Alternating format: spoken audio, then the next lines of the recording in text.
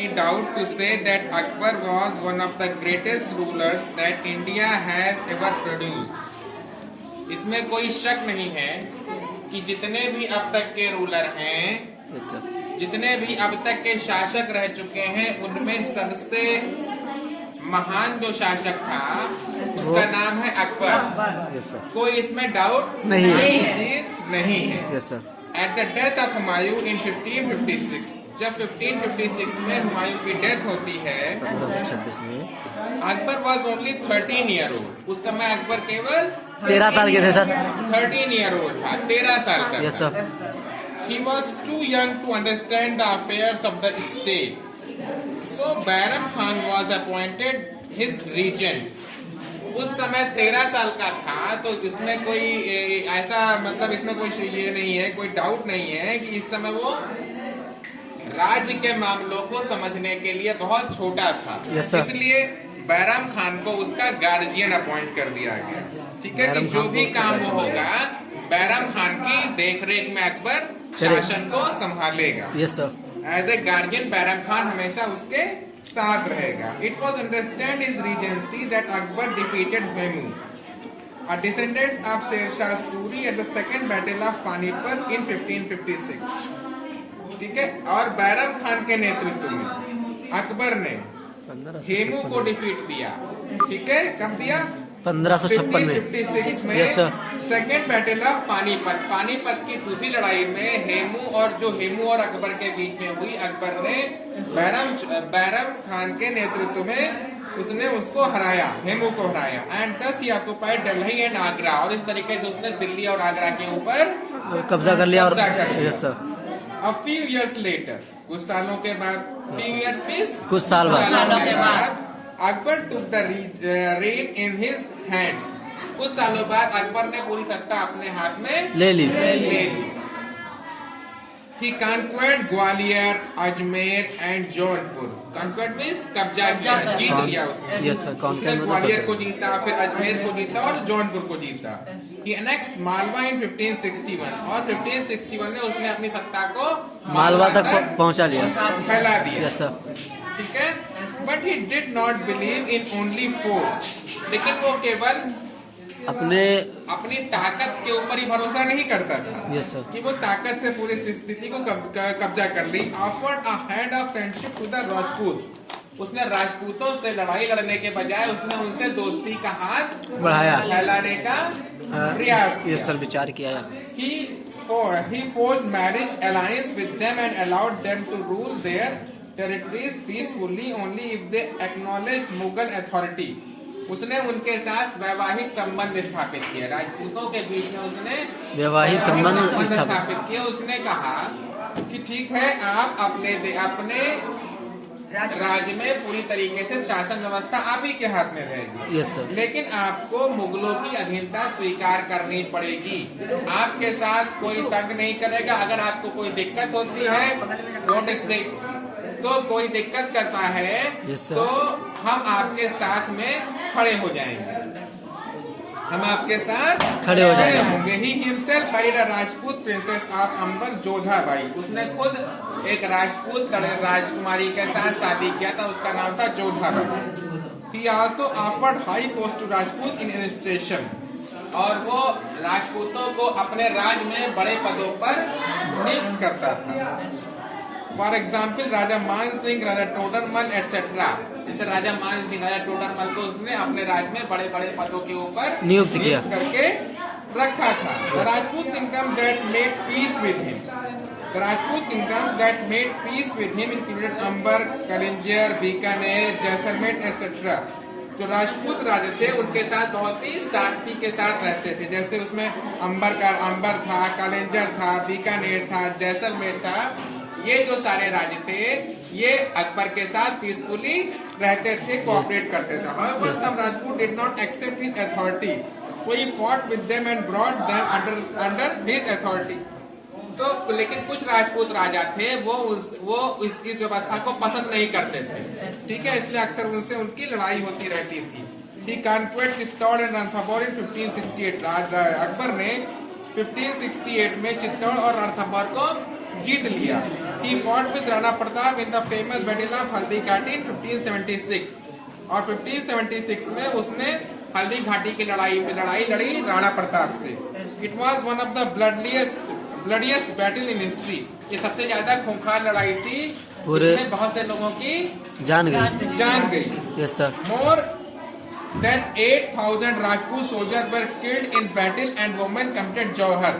8,000 से ज्यादा राजपूत सिपाही मारे गए और राजपूतों की जो पत्नियां थी उन्होंने आग में कूद करके अपनी जान दे दी। The Mughal army entered the fort and crushed about 30,000 peasants under war elephants। और मुगल जो आर्मी थी वो कहाँ घुसी? किले के अंदर घुसी and crushed about 30,000 peasants under war elephants. और 30,000 सिपाहियों को उसने मुगल सेना ने हाथियों से रौंद डाला। Yes sir. 30 peasants had taken refuge in the fort। ठीक है, ये जो किसान थे ये रिफ्यूजी के रूप में फोर्ट में रुके हुए थे। रिफ्यूजी मतलब राणा प्रताप, रिफ्यूजी मतलब होता है ये जो होते हैं जो मतलब शरणार्थी। Yes sir. जिसे शरणार्थी कहते हैं। Yes sir. ठीक है, जैसे अभी बर्मा से वो जो कौन से रिफ्यूजी करके आ रहे हैं शरणार्थी से कहते हैं, क्या नाम है उनका, देखो बोल रहे हैं अभी, फिर उनको कह रहे हैं वापस लेकर के। ऑफ कोर्स राणा प्रताप, आगे पढ़ते हैं बाकी बात में। Of course Rana Pratap was a proud king. Rana Pratap बहुत ही क्या थे? प्राउड। उनके अंदर बहुत ज्यादा प्राउड था, प्राउडी नेचर के थे, वो किसी की निंदा स्वीकार नहीं करना चाहते थे। He did not surrender.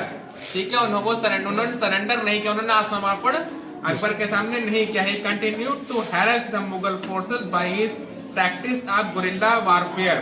वो गुरिल्ला यानी कि गुरिल्ला वारफेयर से वो हमेशा मुगलों से लड़ाई लड़ते रहे। गुरिल्ला का मतलब होता है अचानक हमला करना और भाग जाना। ठीक है, जैसे शिवाजी करते थे। शिवाजी क्या था? हमला किया और भागे। वो जो बीजापुर का जो राज था उसके ऊपर वो क्या करते थे, उनके पास सेना कम थी तो छिपे रहते थे इधर उधर पहाड़ों के। अचानक सेना जा रही है, अचानक उसने हमला करते थे और मार काट करके भाग जाते थे। उनके हथियार लूट करके, उनका सेना, उनका सामान लूट करके भागते थे। गोरिल्ला वार टेक्निक कहते थे। ऐसे यही चीज राणा प्रताप करते थे। He regained a major part of the kingdom in 1579 when Akbar was busy in the east। जब 1579 में जब ईस्ट में यानी कि बिजी था पूरब साइड में, तब राणा प्रताप ने हमला करके अपने अधिकतर किले वापस ले लिए थे। Akbar built a vast empire. Akbar ने एक बहुत बड़ा साम्राज्य स्थापित किया। He then conquered Gujarat in the west. उसके बाद उसने वेस्ट में, पश्चिम में गुजरात पर कब्जा किया। And Bengal and parts of Orissa in the east. और बंगाल और कुछ हिस्से उड़ीसा के भी उसने कब्जा कर लिए। Authority over Gujarat had him have fertile land of Gujarat under his control. Gujarat पे कब्जा करने से जो वहाँ की जो उपजाऊ जमीन थी वो उसके कब्जे में आ गई। As well as overseas trade with the Arabs and the Europeans. इसके अलावा अरब्स के और यूरोपियंस के साथ भी उसने व्यापारिक संबंध अपने स्थापित किए।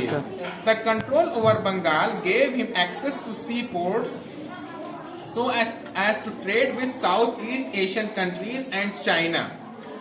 टू कंट्रोल ओवर बंगाल के ऊपर जब उसका कंट्रोल हो गया, उससे उसे क्या हुआ, समुद्र का जो सी पोर्ट था, मतलब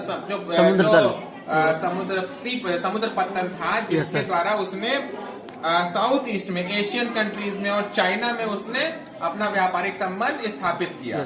ठीक है, in the north and north west he conquered Kashmir. उत्तर में और उत्तर वेस्ट पश्चिम में उसने कश्मीर पे विजय प्राप्त की। सिंध पे कब्जा किया। Orissa, central India and Kandahar. Central India में उसने उड़ीसा पे कब्जा किया and Kandahar. Now in Afghanistan in the Deccan he brought Berar, Khandesh and parts of Ahmednagar under his control. इसके अलावा उसने डेक्कन पर कब्जा किया। उसने बरार पर, खानदेश पर और अहमदनगर को भी अपने कंट्रोल में कर लिया। Thus, the whole of the northern India had come under Akbar control in 1595। यानी 1595 में पूरे नॉर्थ इंडिया पर अकबर का कब्जा हो गया। His vast empire extended to Hindu Kush in the west to the Brahmaputra in the east। यानी उसका साम्राज्य जो है हिंदू कुश से लेकर के ब्रह्मपुत्र तक फैला।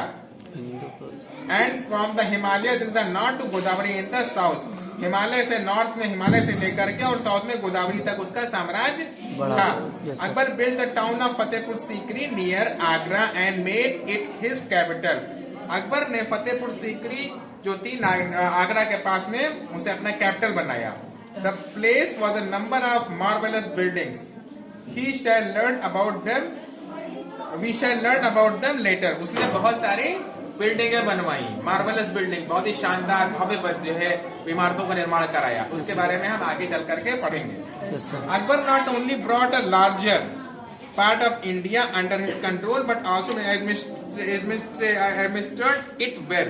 अकबर ने न केवल उसने भारत के एक बड़े हिस्से पर कब्जा किया, बल्कि उसमें शासन भी बड़े ही अच्छे तरीके से उसने चलाया। Yes sir. He was a tolerant king who wanted the people of all region to live peacefully। वो क्या था? वो एक बहुत ही अच्छा राजा था, मतलब अच्छा राजा था, वो चाहता था कि उनके जो शांतिपूर्वक रहे।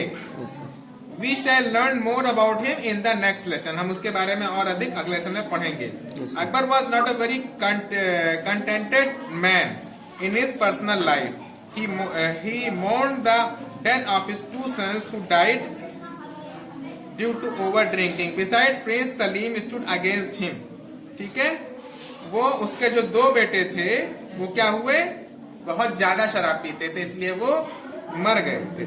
ठीक है, शराब पीने की वजह से मर गए थे। Beside prince Salim stood against him. उसका जो बेटा सलीम था वो भी उसके अगेंस्ट हो गया था। Akbar died in 1605 and was buried in tomb at Sikandra. Akbar 1605 में एक्सपायर हो गया और वो इसमें सिकंदरा में उसकी मृत्यु हो गई। He was succeeded by his son Prince Salim by the name of Jahangir. उसके बाद में उसका जो बेटा था उसका नाम था क्या? सलीम जहांगीर। वो गद्दी पर बैठ गया। Yes sir.